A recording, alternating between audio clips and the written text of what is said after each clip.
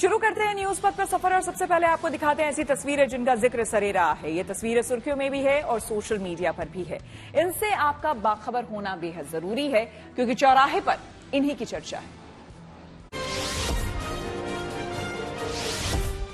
महाराष्ट्र में नागपुर के गणेश टेकड़ी मंदिर में गणेशोत्सव के बीच अब महालड्डू चर्चा का विषय बन गया है।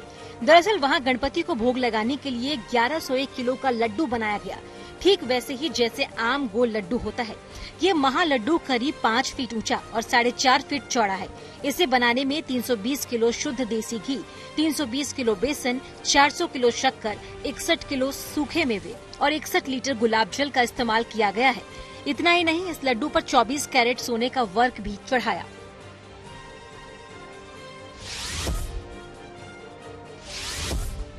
उदयपुर में राघव चड्ढा और परिणीति चोपड़ा की शादी से जुड़ा एक और वीडियो सामने आया। इसमें दिल्ली के सीएम अरविंद केजरीवाल और पंजाब के मुख्यमंत्री भगवंत मान डांस करते नजर आए। वहीं पार्टी सांसद संजय सिंह भी इस शादी समारोह के दौरान थिरकते दिखे।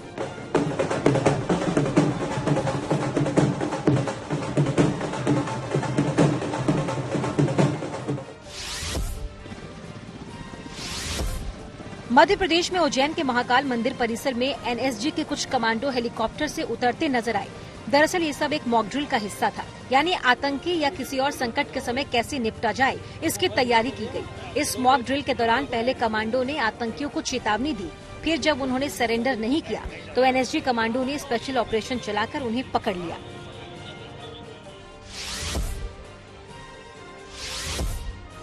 दावा है कि दिल्ली के जंगपुरा इलाके में एक शोरूम से करीब 25 करोड़ रुपए के गहने चोरी कर लिए गए। ये बाजार सोमवार को बंद होता है, यानी रविवार को दुकान बंद करने के बाद जब मंगलवार सुबह दुकान खोली गई तो वो पूरी खाली हो चुकी थी। बताया जा रहा है कि चोर छत के रास्ते से दुकान में घुसे, उन्होंने वहां एक बड़ा छेद किया, फिर इस वारदात को अंजाम दिया। बिहार के भागलपुर में एक नवजात के लिए एक पुलिस वाला मसीहा साबित हुआ। बताया गया कि जन्म के तुरंत बाद इस नवजात बच्ची को उसके माता पिता ने गंगा नदी के ऊपर बने पुल की रेलिंग के पास थैले में बंद कर रख दिया था। फिर जब वहां से ये राहगीर गुजर रहा था तो उसने बच्ची के रोने की आवाज सुनी, तो उसने पास खड़े ट्रैफिक पुलिस जवान को इसकी जानकारी दी। फिर बिहार पुलिस के जवान ने जान हथेली पर रखते हुए गार्डर पर चढ़कर बच्ची को बाहर निकाला। इस घटना से जुड़ा वीडियो भी सामने आया है। इसमें कपड़े के अंदर लिपटी नवजात बच्ची रोती नजर आई, फिर उसे तुरंत अस्पताल में भर्ती करवाया गया। जिंदगी का सफर सुहाना हो, इसके लिए सावधान रहना जरूरी है। रोजमर्रा की आपाधापी में कुछ देर बैठकर सोचना समझना भी जरूरी है कि आपके आसपास क्या हो रहा है और जो कुछ हो रहा है उससे हमारी जिंदगी, हमारा परिवार कैसे प्रभावित हो सकता है। इसलिए हॉर्न बजाकर बाखबर करने वाली खबर जरूरी होती है। और आज की ये खबर भ्रष्टाचार से जुड़ी है। गरीब तबके की मदद के लिए सरकारी योजनाएं बनाती हैं, लेकिन सरकारी अफसर ऐसी योजनाओं का फायदा गरीबों तक पहुंचने नहीं देते। यूपी सरकार ने मजदूरों की बेटियों की शादी कराने की योजना बनाई, उसके लिए अनुदान दिया, लेकिन आरोप है कि पिछले साल गाजियाबाद में सामूहिक शादी के दौरान जमकर फर्जीवाड़ा हुआ। सिस्टम के साथ मिलकर बिचौलियों ने फर्जी दूल्हा दुल्हन बैठा दिए, फोटो खींचकर कागज पर शादी दर्ज कर दी और इस तरह करोड़ों रुपए की बंदरबाट हुई।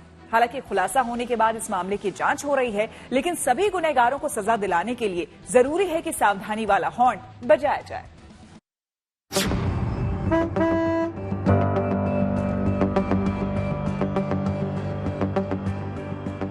कहते हैं जोड़ियां ऊपर आसमान में बनती है, जमीन पर 7 फेरों और 7 वचनों के साथ शादी होती है।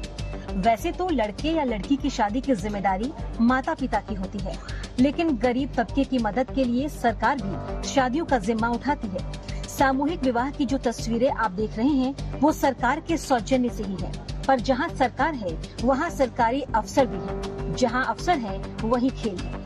गाजियाबाद में कन्या विवाह योजना के तहत अफसर और बाबुओं ने बिचौलियों के साथ मिलकर ऐसी शादियां करवाई जिन्हें देखकर ऊपर वाला भी हैरान रह जाए। कुंवारों की शादी तो आपने सुनी होगी, पर यहाँ तो शादीशुदा, बाल बच्चेदार और बुजुर्गों की भी शादी हो गई। और तो और जिसका जन्म भी नहीं हुआ वो दूल्हा बन गया। आप पूछेंगे ऐसा क्यों हुआ? जवाब है कि ऐसी फर्जी शादियां दिखाकर अफसर और बिचौलिए योजना के तहत मिलने वाले करोड़ों रुपए खा गए। बेटे की शादी के लिए जिन्हें रकम मिलनी थी उन्हें नहीं मिली। इस मामले में जो आरोपी हैं उन पर कार्रवाई जरूरी है।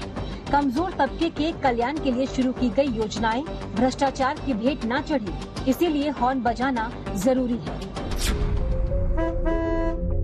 सबसे पहले आपको बताते हैं कि गाजियाबाद में सामूहिक विवाह वाली सरकार की योजना में खेल कैसे हुआ। योजना के तहत मजदूरों की बेटी की शादी के लिए 82 हजार रुपए अनुदान दिया जाना था। इसके लिए मजदूर का श्रम विभाग में रजिस्ट्रेशन जरूरी था। अनुदान के तहत हर परिवार को शादी के लिए 65,000, दूल्हा दुल्हन के कपड़ों के लिए 10,000 और दूसरी जरूरी चीजों के लिए 7,000 रुपए दिए जाने थे। जब तक 7 वचन नहीं दोगे स्वामी। लेकिन आरोप है कि योजना आते ही बिचौलियों ने ऐसे मजदूरों से संपर्क किया जिनका श्रम विभाग में रजिस्ट्रेशन था। कुछ पैसे देकर उनके आधार कार्ड, फोटो और दस्तावेज के साथ बेटियों की शादी का ऑनलाइन फॉर्म भर दिया और अफसरों से मिलीभगत करके तमाम फर्जी फॉर्म को मंजूर भी करवा लिया। उन्होंने फोन करा, मुझे फरीदा बेगम बोल रही हो क्या? जी हाँ बोल रहे हैं कि तुमने अपने लड़की की शादी करी? मन का हाँ कर तो दिया भैया, पर सामान वामान ऐसे ही दिया बस। कितने साल पहले शादी करी? ऐसे 1.5 साल हो गया होगा। 1.5 साल पहले शादी करी तो हाँ तुम लोग का सामान कुछ दे दोगी, तुम जो सहायता होगा, मैं भैया जो सरकार सहायता करेगी तो देवेंगे तो हम दे देंगे। तो भैया हमने फिर भर दिया फार्म। उनका 30,000 रुपए मिलेंगे तुम्हें, ये कहा उन्होंने। हमने भैया भर दिया, भरने के बाद हमें 20,000 रुपए मिलेंगे। पिछले साल 24 नवंबर को गाजियाबाद में सामूहिक विवाह कार्यक्रम में करीब 3500 शादियां करवाई गई। आरोप है कि इसी कार्यक्रम में बिचौलियों ने फर्जी शादी दिखाकर सरकारी पैसे हड़पे। उन्होंने अलग अलग जोड़ों को शादी वाली जगह पर बैठा दिया, तस्वीरें खिंचवाई, फेरों का ड्रामा किया और इसके बाद जोड़ियों को चलता किया। इसी फर्जीवाड़े में किसी ने अपनी बहू को बेटी बनाकर बैठा दिया, किसी ने शादीशुदा बेटी की दोबारा शादी करा दी, कुछ ने चंद घंटों के लिए शादी की एक्टिंग की और फिर निकल गए। किसी का नाम गलत था, किसी के परिवार में गोलमाल था, पर कागजों पर ये सभी शादियां दर्ज हो गई और सरकारी अनुदान का रास्ता साफ हो गया। हम लोग घर घर गए। जब हमसे जिलाधिकारी महोदय ने ये कहा कि आप दंत कथा लिखलाए हो, क्या आपके पास इससे संबंधित कोई साक्ष्य है? आप दलालों के नाम भी नहीं बता रहे हो कि दलालों के माध्यम से इसमें धांधली की गई। हमने दलालों के नाम भी संग्रह किए और एक एक लाभार्थी के घर पे गए। जो 175 लाभार्थी की सूची हमने दी थी, हम एक एक लाभार्थी के घर पे गए, उनसे जाके मिले। कुछ लाभार्थी ने तो ये बताया कि हमारी बेटी तो दोनों अनमैरिड हैं, 2 बेटी हैं हमारे पास, दोनों बेटी की शादी हो गई कागज में, और फिनो बैंक के माध्यम से टोटल पैसा लाभार्थी का दलाल निकाल के खा गए। सामूहिक शादी की योजना में हुआ भ्रष्टाचार देर तक दब नहीं पाया। जिन मजदूरों को पैसे नहीं मिले, उन्होंने दफ्तरों और पुलिस थानों के चक्कर लगाने शुरू कर दिए। किसानों के एक संगठन ने भी आवाज उठाई और घोटाले का खुलासा किया। उनके मुताबिक फर्जीवाड़े के करीब 170 मामले सामने आए हैं और अगर सभी शादियों की जांच की जाए तो संख्या बढ़ भी सकती है। हैरत की बात है कि सच्चाई सामने आने के बाद भी प्रशासन और श्रम विभाग ने इस मामले में जांच शुरू नहीं की। मुझे भी मीडिया सोर्सेज से भी जानकारी मिली कि कुछ इस तरह की चीजें हुई कि पहले जो सामूहिक विवाह हुआ था उसमें कुछ जांच चल रही थी, शिकायत हुई थी। इसके बारे में बाद में कुछ पत्र वगैरह आए तो रिपोर्ट जो भी मांगी गई, कमेटी गठित हुई थी जनपद स्तर पे मुख्य विकास अधिकारी महोदय की अध्यक्षता में। तो जो सूचनाएं मांगी गई, जो आंकड़े मांगे गए, जो सूची वगैरह मांगी गई, वो उपलब्ध करा दी गई थी और उसके बाद वहां से जांच होके संभवतः चली गई। इस बारे में मैं कुछ बता नहीं सकता और अगर गई हो तो उच्च स्तर से जो भी होगा निर्णय लेंगे। किसान यूनियन ने इस मामले में लखनऊ में लोकायुक्त से शिकायत की, जिन्होंने जिला प्रशासन को जांच के आदेश दिए। जिला प्रशासन ने 3 लोगों की कमेटी बनाकर इसकी जांच करवाई और अब 800 पन्नों की रिपोर्ट लोकायुक्त को भेजी गई है। उम्मीद की जा रही है कि गाजियाबाद में हुई फर्जी शादियों की पूरी कहानी जल्द ही सामने आएगी और दोषियों पर कार्रवाई होगी। लेकिन ध्यान देने वाली बात है कि ऐसे फर्जीवाड़े पहले बुलंदशहर और हापुड़ में भी हो चुके हैं। जाहिर है इसे लेकर सरकार सतर्क नहीं हुई। कुछ अफसर और बिचौलियों ने मिलकर यही खेल गाजियाबाद में भी किया। बात खुलने के बाद कुछ छोटी मछलियों पर कार्रवाई जरूर हुई, लेकिन बड़े गुनाहगार अभी भी पकड़ से बाहर है। उनके खिलाफ भी कार्रवाई हो और ऐसे भ्रष्टाचार पर लगाम लगे, इसीलिए हॉर्न बजाना जरूरी है। प्रधानमंत्री मोदी ने दी नौकरियों की सौगात। आइए आपको सीधे लिए चलते हैं न्यूज एक्सप्रेस वे पर, जहां देश से जुड़ी कुछ और जरूरी खबरें कर रही हैं आपका इंतजार। सूत्रों के मुताबिक खालिस्तान समर्थक संगठनों और एनजीओ की विदेशी फंडिंग पर बड़ी कार्रवाई होगी। इसके लिए NIA, ED, income tax department और दूसरी एजेंसियों ने पड़ताल तेज कर दी है। सूत्रों के मुताबिक कश्मीर में अलगाववादी और आतंकी संगठनों पर कार्रवाई हुई। उसी तरह खालिस्तानी समर्थक संगठन भी जांच के घेरे में आएंगे और उनके खाते खंगाले जाएंगे। कहा जा रहा है कि इस फंडिंग का इस्तेमाल युवाओं को भड़काने के लिए किया जा रहा है। पंजाब के अमृतसर में गृह मंत्री अमित शाह की अगुवाई में नॉर्दर्न जोनल काउंसिल की बैठक हुई।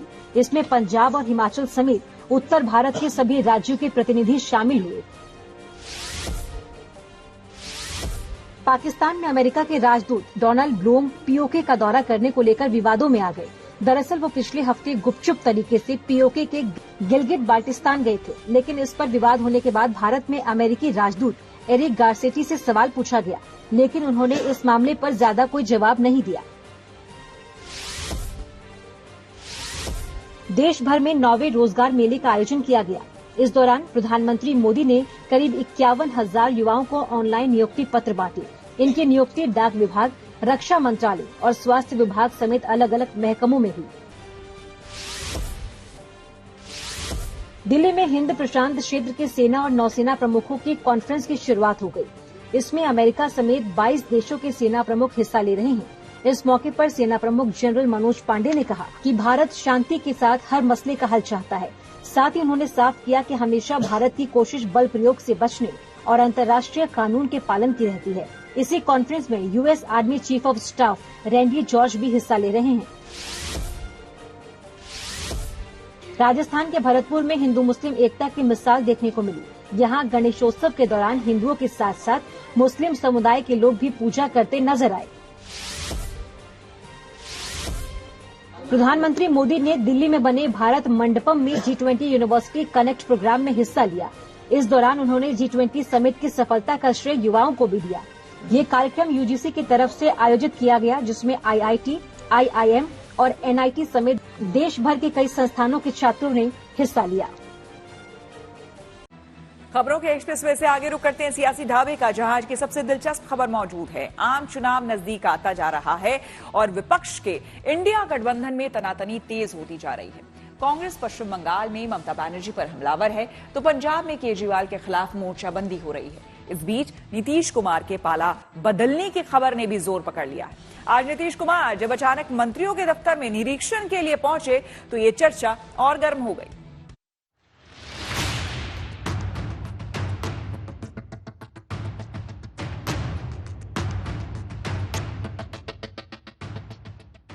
चुनावी मौसम में जब राजनेता सियासी गुणा भाग में जुटे हैं, नीतीश कुमार का यूं अचानक सचिवालय पहुंचना लोगों को हैरान कर गया। पटना के इस नए सचिवालय बिल्डिंग में वैसे तो कई विभागों के मंत्री बैठते हैं, लेकिन इत्तेफाक देखिए, सीएम के औचक निरीक्षण में जो मंत्री अपने दफ्तर में मौजूद नहीं मिले, वो सभी आरजेडी के निकले। ये भी गजब का संयोग रहा। जो मंत्री वक्त के पाबंद निकले, वो सभी जेडीयू के थे। सचिवालय के खाली दफ्तरों से गुजरते हुए नीतीश कुमार ने कुछ कहा नहीं। वैसे भी वो कुछ कहते नहीं, लेकिन बिना कुछ कहे भी आरजेडी के मंत्रियों की लेट लतीफी मुद्दा बन गई। घोषित कर दिया है 9:30 बजे सब कुछ जाना चाहिए, पहले से तय है। 9:30 बजे भी अपने कार्यालय में पहुंच जाते हैं और उसी सिलसिले में सब जगह हम देख रहे हैं कि समय पर आ रहे हैं कि नहीं है। कोई नहीं रहते तो तुरंत कहवाते कि भाई काहे नहीं समय पर आए हो।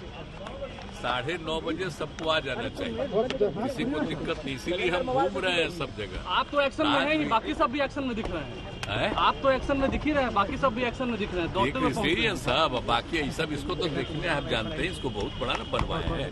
एक बार थोड़ा गिर गया था तो उसके बाद बाकी सब आज भी देख लिए ताकि ठीक। सवाल है कि कोई भी मुख्यमंत्री चुनाव से पहले अपने सहयोगी दल के मंत्रियों की फजीहत क्यों कराना चाहेगा? क्या इसके जरिए नीतीश आरजेडी को लेकर जनता को मैसेज देना चाहते हैं? ये इत्तेफाक से कुछ ज्यादा है कि नीतीश का औचक निरीक्षण उस समय हुआ जब उनके बीजेपी के साथ वापस जाने की चर्चा सबसे ज्यादा तेज है। हालांकि नीतीश ना बोल रहे हैं, सुनने वालों को हाँ सुनाई दे रहा है। उनकी सियासत समझने वालों का दावा है कि खेला होगा और जल्द होगा। क्या एनडीए का नारा लगाओ आपका? चर्चा चल रही है। अरे क्या फालतू बात चल रही है, चर्चा चल रही है सर। छोड़िए ना भाई, किसको क्या चर्चा करते रहना है। आप जान रहे हैं हम कितना बात अपोजिशन को एकजुट करने के हम लगे रहे, कितना बड़ा उपलब्धि हो रही है, कितना बड़ा काम हो रहा है, कौन क्या करता रहता है, उसको क्या लगता। असल में दिल्ली में G20 की मुलाकात में जब से नीतीश कुमार नमस्कार करके गए हैं, उनके पाला बदलने की चर्चा ने जोर पकड़ लिया है। रही सही कसर उन्होंने पंडित दीनदयाल उपाध्याय की जयंती में शामिल होकर पूरी कर दी।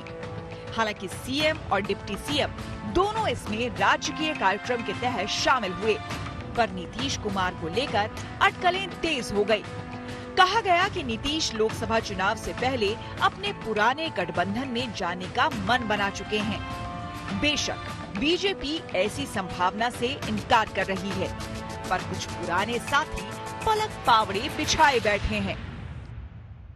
माल्यार्पण करने कम गए हैं, वो आरजेडी को डराने ज्यादा गए हैं और महागठबंधन को डराने गए हैं कि तुम अभी तक मुझे संयोजक नहीं बनाए हो।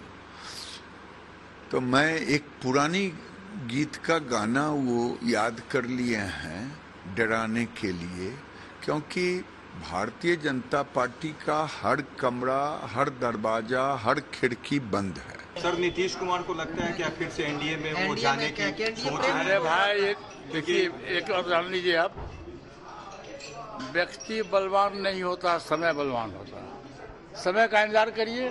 क्या रुपेंद्र जी, समय का इंतजार कीजिए, जो भी होगा वो अच्छा होगा। नीतीश जी आ जाएंगे, नीतीश जी आ सकते हैं, स्वागत होगा। स्वागत है। चलिए, ये बात अपनी जगह दुरुस्त है कि नीतीश कुमार विपक्षी पार्टियों के गठबंधन के सूत्रधार हैं। लालू यादव या डिप्टी स्पीकर तेजस्वी यादव के साथ उनके व्यवहार में कोई बदलाव भी नजर नहीं आता। लेकिन ये बात भी सही है कि नीतीश कब कौन सा सियासी कदम उठाएंगे, ये पहले से कोई नहीं जानता। जो आदमी 17 साल मुख्यमंत्री रहा, उसके 15 साल तो भाजपा के साथ रहा। राज्यसभा का उपसभापति कौन है रे मेरे भाई? कोई नीतीश कुमार से पूछ नहीं रहा है कि राज्यसभा का उपसभापति कौन है। हरिवंश जी हैं। हरिवंश जी कौन है? नीतीश कुमार के पार्टी के एमपी हैं। तो अगर आपने एनडीए छोड़ दिया है तो उस पद को छोड़ काहे नहीं रहे हैं? माननीय मुख्यमंत्री जी ने साफ तौर पे स्पष्ट कर ही दिया है सारी बातों का। लेकिन आप जानते हैं कि बीजेपी की ये सोची समझी साजिश है, और मीडिया में भी एक जो खास वर्ग है जिनको अनपच हुआ है ये महागठबंधन देख करके, और देश भर में इसके बाद जो इंडिया अलायंस बना है तो वो अनपच है। तो इस तरह का साजिश और षड्यंत्र जो है दुष्प्रचार के लिए माननीय मुख्यमंत्री जी के छवि को धूमिल करने के लिए ये काम किया जा रहा है। सियासी जानकार ये भी मानते हैं कि पाला बदलने की चर्चा खुद नीतीश की रणनीति हो सकती है। इंडिया गठबंधन के लिए नीतीश अभी अहम है, इसलिए साथ छोड़ने का दबाव काम कर सकता है। मोर्चे में बड़ा पद या ज्यादा सीटें हासिल हो सकती है, लेकिन ये सब अटकलबाजी है। अगर कोई खेल है तो अभी भी पर्दे के पीछे है, जिसके सामने आने का इंतजार करना होगा। Bureau report, good news today. News पर आगे है धन बाजार, जहां शेयर बाजार से लेकर कारोबार तक की सभी अहम खबरें होती हैं और इसका सीधा रिश्ता आपकी आमदनी आपकी जेब से होता है। तेज रफ्तार खबरों के बीच ये जरूरी खबरें छूट न जाए, इसलिए सीधे आपको लिए चलते हैं धन बाजार। शेयर बाजार में एक बार फिर से गिरावट देखी गई। सेंसेक्स 78 अंक फिसलकर 65,945 पर बंद हुआ। ये गिरावट निफ्टी में भी जारी रही। निफ्टी 10 अंक नीचे 19,665 पर लुढ़क गया। इस दौरान कोल और मेटल समेत ज्यादातर सेक्टर्स के शेयरों में गिरावट रही। दिल्ली सराफा बाजार में सोने चांदी के भाव में नरमी देखी गई। सोना 150 रुपए सस्ता हो गया। दिल्ली में अब 10 ग्राम सोने की कीमत 59,900 रुपए है। वहीं चांदी 850 रुपए सस्ती हो गई। अब दिल्ली में 1 किलो चांदी की कीमत 74,500 रुपए है। मोटर कार कंपनी होंडा ने अपनी नई बाइक SP 125 का स्पोर्ट्स एडिशन लॉन्च कर दिया। इस बाइक के साथ कंपनी 10 साल की वारंटी भी दे रही है। हालांकि नई बाइक की लिमिटेड यूनिट ही मिलेगी। इस स्पोर्ट्स एडिशन बाइक की कीमत करीब 90,000 रुपए रखी गई है और इसकी बुकिंग भी शुरू कर दी गई है। न्यूज पथ के सफर में अब सोशल अड्डा पर थोड़ा सा रुकते हैं और आज के मुद्दे पर लोगों की राय जानते हैं। सोशल अड्डा में आज का मुद्दा लोगों में खत्म होती संवेदनशीलता और सब्र से जुड़ा हुआ है। इसी बात को साबित करता ग्रेटर नोएडा वेस्ट की एक हाउसिंग सोसाइटी का वीडियो सोशल मीडिया पर वायरल हो रहा है। वीडियो में दिखा कि एक नौजवान अपने कुत्ते के साथ लिफ्ट में जाना चाहता था, लेकिन लिफ्ट में पहले से एक बच्चा मौजूद था जो कुत्ते को देखकर डर गया और रोने लगा। इस पर वहां मौजूद सिक्योरिटी गार्ड ने कुत्ते को ले जा रहे लड़के से कहा कि वो अभी इस लिफ्ट में ना जाए, थोड़ा इंतजार करे या दूसरी लिफ्ट का इस्तेमाल करे। लेकिन लड़के को ये बात नागवार गुजरी और उसने भड़कते हुए कहा कि वो क्यों इंतजार करे, अगर लिफ्ट में मौजूद बच्चे को डर लग रहा है तो वो बाहर आ जाए। लड़के का तर्क था कि उसके कुत्ते के मुंह में जाली लगी है, ऐसे में वो कुछ नुकसान नहीं करेगा। इसके बाद घटना का वीडियो बना रही एक महिला ने भी लड़के को ये कहकर समझाने की कोशिश की कि लिफ्ट में पहले से बच्चा मौजूद है तो उसको ही पहले जाने दो, लेकिन कुत्ते को लेकर अपनी जिद पर अड़ा लड़का महिला से भी बहस करने लगा।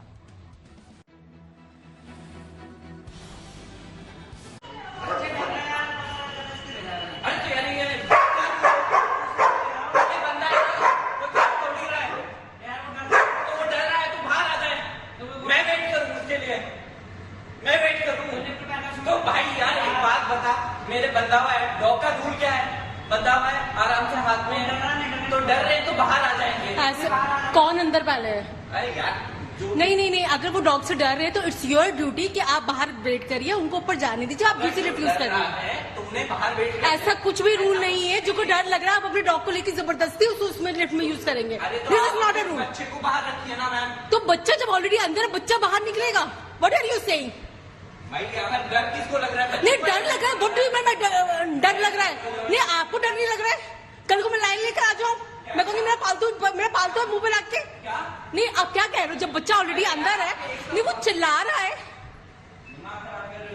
नहीं I am making your video. आप डॉग को दूर रखिए, आप डॉग को दूर रखिए। नहीं ये है क्या? मजल डजंट मीन कि आप जबरदस्ती लिफ्ट यूज करोगे। अगर if someone is not okay with this your dog, तो बाहर आ जाइए ना। तो वो क्यों बाहर आएंगे? ऑलरेडी जो लिफ्ट के अंदर है, ऑलरेडी लिफ्ट के अंदर कोई बच्चा है, वो बाहर क्यों आएगा? अरे दिक्कत किसको है? मेरे को है, उसको है, तो बाहर कौन आएगा? What is your flat number? What is your flat number? आपका फ्लैट नंबर क्या है? आप ढंग से बात करिए। आपका फ्लैट नंबर बताइए। What is your flat number? शक्ल दिख गई ना? हाँ दिख गई। आपको बता दें कि ये बताया जा रहा है कि ये वीडियो दरअसल ग्रेटर नोएडा वेस्ट में गौर सिटी की एक हाउसिंग सोसाइटी का है। वीडियो वायरल होने के बाद सोशल मीडिया यूजर्स ने कुत्ता ले जाने वाले लड़के के संवेदनहीन रवैये पर हैरानी जताई और घटना से सबक सीखने की बात कही। सोशल अड्डा में हमने इसी मुद्दे पर कुछ लोगों से बात की और उनकी राय जानी। अंकल जो वीडियो आपने देखा, अब वो कह रहे हैं कि जो डर रहा है वो बाहर जाए, ये बात किस तरह से? नहीं, बिल्कुल गलत है। जो डर है, जो पहले बच्चे, सबसे पहले तो बच्चे हैं, उनको वो कैसे बाहर आएंगे? जो कुत्ता है उसको नहीं जाना चाहिए लिफ्ट में। उसको इंतजार करना चाहिए, बच्चों को पहले जाना चाहिए। क्या कहते हैं, बच्चों का अधिकार पहले है, बुजुर्गों का पहले अधिकार है, और कुत्तों को लेकर के लिफ्ट में बाद में उनको जाना चाहिए। क्या हालांकि जो उनके साथ डॉग्स था उसके मुंह में मजर लगा हुआ था, मतलब मुंह उसका बंद था, वो काट नहीं सकता था। लेकिन उसके बावजूद अगर बच्चे डर रहे हैं, खासकर जब बच्चे पहले से लिफ्ट में हैं, तो क्या उनका कहना सही है कि जो डर रहा है वो बाहर जाए? नहीं, उनका कहना बिल्कुल गलत है कि बिल्कुल ऐसे नहीं होना चाहिए। बच्चे तो वैसे ही सहम जाते हैं, अंदर से बच्चे जो है कोमल होते हैं, हमारे जैसे बुजुर्ग भी इससे चलते हैं, उनके लिए भी गलत है। ये चीज़ उसे नहीं कहनी चाहिए थी, उसे जाना नहीं चाहिए था। कहते से उस आदमी को लिफ्ट के अंदर जाना चाहिए, इंतजार करना चाहिए। डॉगी को इतना महत्व नहीं होना चाहिए, तो सबसे हानिकारक जीव है, कहीं काट दे, कुछ कर दे। बाद में बहुत सारे पहले कांड 1-2 हो चुके हैं जिससे जो है कि किसी को काट दिया, किसी बच्चे को काट दिया, इसलिए डॉग का जाना बिल्कुल गलत है। ये आए दिन की समस्या हो गई है और ये बहुत गंभीर समस्या है। इसके लिए जो भी डॉग को जो भी पालते हैं उनको कंप्रोमाइज करना चाहिए सोसाइटी के साथ, लोगों के साथ, कि किसी भी तरह से किसी भी निवासी को उनके डॉग के कारण किसी तरह की परेशानी न हो, और उनको ही कंप्रोमाइज करना चाहिए, न कि सोसाइटी के अन्य लोग कंप्रोमाइज करें। सैमसंग ने की अब मेड इन लैपटॉप की तैयारी। जी हां, टेक्नोलॉजी से जुड़ी ऐसी ही हर एक जरूरी खबर को जानने समझने के लिए आइए आपको सीधे लिए चलते हैं डिजिटल गली। खबर है कि सैमसंग यूपी के ग्रेटर नोएडा में लैपटॉप मैन्युफैक्चरिंग शुरू करेगी। चर्चा है कि अगले महीने अक्टूबर से स्मार्टफोन प्लांट में ये काम शुरू हो जाएगा। कंपनी की तैयारी हर साल यहां से करीब 70,000 लैपटॉप बनाने की है। अमेरिकी artificial intelligence company open AI ने यूजर्स के लिए नया अपडेट जारी किया है। अब चैट जीपीटी में इमेज और वॉइस कमांड का सपोर्ट मिलेगा, यानी अब आप टेक्स्ट के साथ साथ बोलकर भी जवाब पा सकते हैं। खबर है कि डिजिटल इंडिया बिल जल्द ही चर्चा के लिए जारी कर दिया जाएगा। इस बिल को संसद के शीत सत्र में लाए जाने की संभावना है।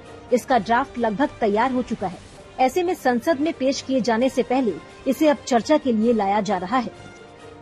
और अब रुक करते हैं प्रगति मार्ग का, जहां ऐसी खबरें हैं जो कि देश की तरक्की, प्रगति और लोगों की काबिलियत दिखाती है। खबर है कि राम मंदिर का प्रतिष्ठा समारोह 22 जनवरी को होगा, जिसके लिए प्रधानमंत्री मोदी भी अयोध्या जाएंगे। वैसे अभी वहां मंदिर और रामलला की मूर्ति के साथ ही रामकथा कुंज का निर्माण किया जा रहा है। इस रामकथा कुंज में रामायण के 125 प्रसंगों पर मूर्तियां बनाई जा रही हैं, जिसमें श्रद्धालुओं को प्रभु श्री राम के जीवन की झलक दिखाई जाएगी।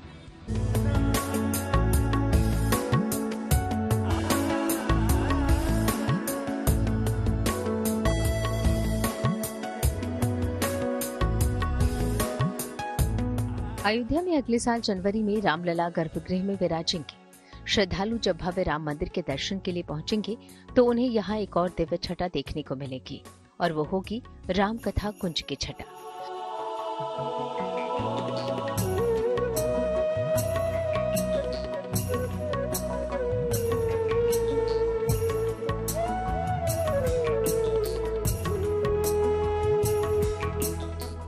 भव्य राम मंदिर निर्माण के साथ रामलला की मूर्ति बनाने का काम भी चल रहा है, तो राम कथा कुंज में लगने वाली मूर्तियों के निर्माण का काम भी तेज गति से चल रहा है।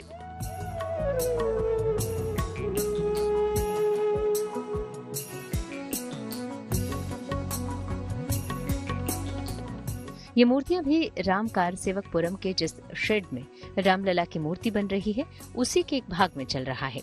ये मूर्तियां सीमेंट, सरिया और कंक्रीट के मिश्रण से बनाई जा रही हैं। इन मूर्तियों के माध्यम से भगवान श्री राम के जीवन काल के आरंभ से लेकर सरयू में गुप्त होने तक के सभी प्रसंगों को दिखाने की तैयारी हो रही है। इसमें महाराज दशरथ के पुत्रेष्ठ यज्ञ से लेकर श्री राम, लक्ष्मण, भरत, शत्रुघ्न के जन्म, शिक्षा, वनगमन, शूर्पणखा संवाद, राम रावण युद्ध समेत रामायण काल के सभी पहलुओं को चित्रकला के माध्यम से समेटा जा रहा है। कार्य चालू हुआ 2013 से। जो माननीय अशोक सिंघल जी आदेश दिए थे, उन्होंने हमको लाए थे 97 में। 2013 से ये पास हुआ, तब से पुत्राष्टि यज्ञ से शुरुआत करके ये राज्याभिषेक मूर्तियाँ माने एक राम कथा कुंज के नाम से बनेगा, जिसमें रामायण के सारी प्रसंग का पार्ट मेन पॉइंट का मूर्ति दिया जाएगा, जिसमें भगवान श्री बालक रूप से शुरू करके राज्याभिषेक तक जाएगा। अभी तक श्री राम जन्म से लेकर राम राज्याभिषेक तक की मूर्तियां तैयार हो चुकी हैं और बाकी मूर्तियां बनाने का काम जारी है। इन मूर्तियों को स्थापित करने के बाद इसके पीछे इससे संबंधित पेंटिंग की जाएगी। इसके अलावा संदर्भ के अनुसार रामचरितमानस की चौपाइयों को इन पर अंकित किया जाएगा। मूर्तियां लंबे समय तक सुरक्षित रखने के उद्देश्य से इसे ग्लास से कवर कर इसके चारों तरफ लाइट लगाई जाएंगी। मंदिर का निर्माण हो जाने के बाद ट्रस्ट ये तय करेगा कि इन मूर्तियों को कहां पर सुसज्जित तरीके से जगह दी जाएगी। अयोध्या से बनवीर सिंह के साथ bureau report, good news today. बढ़ेंगे आगे, आपको बता दें कि ऑल इंडिया मैनेजमेंट एसोसिएशन यानी कि आईमा ने इंडिया टुडे ग्रुप के फाउंडर और editor in chief Arun Puri को पत्रकारिता में उनके योगदान के लिए लाइफ टाइम कंट्रीब्यूशन अवार्ड से सम्मानित किया है। अरुण पुरी के नेतृत्व में इंडिया टुडे ग्रुप ने देश में निष्पक्ष, धारदार और बेबाक पत्रकारिता की नींव रखी और उसे ऊंचाइयों पर पहुंचाया। इन्हीं उसूलों पर चलते हुए ग्रुप ने पत्रकारिता में नए आयाम गढ़े हैं। 47 साल के सफर में शोहरत के कई मुकाम छुए हैं। आज इस ग्रुप और इसके editor in chief Arun Puri की मेहनत को सम्मानित किया गया है। दिल्ली में अवार्ड देने के बाद अरुण पुरी ने कहा कि फेक न्यूज के इस दौर में मीडिया की भूमिका बेहद महत्वपूर्ण हो गई।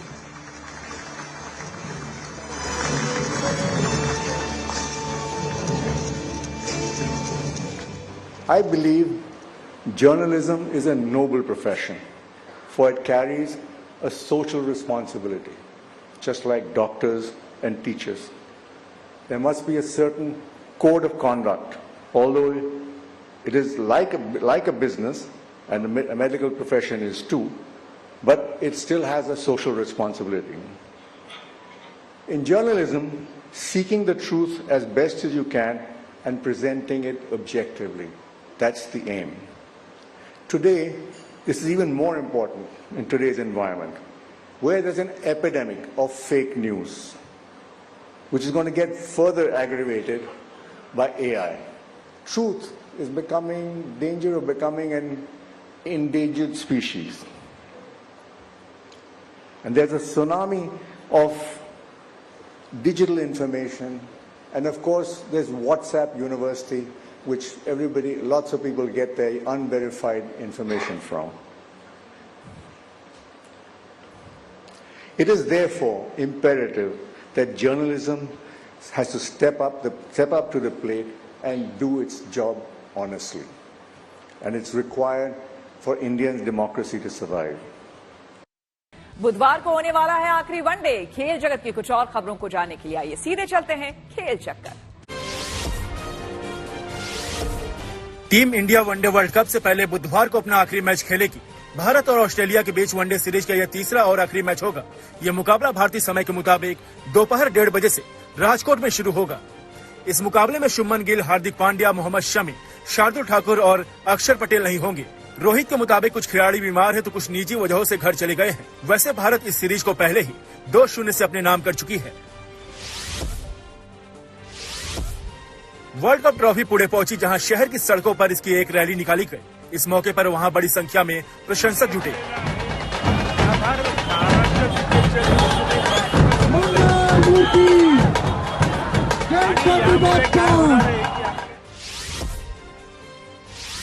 खबर है कि पाकिस्तान क्रिकेट टीम के कप्तान बाबर आजम का चालान काटा गया है। बताया गया है कि वहां के पंजाब प्रांत में गाड़ी की रफ्तार तेज होने की वजह से उन पर यह जुर्माना लगा। भारत ने घुड़सवारी में गोल्ड मेडल जीतकर इतिहास रच दिया। दरअसल भारत को 41 साल बाद इस खेल में गोल्ड मिला। इस विजेता भारतीय टीम में सुदीप्ति हजेला, दिव्या कीर्ति सिंह, हृदय छेदा और अनुष अग्रवाल शामिल रहे।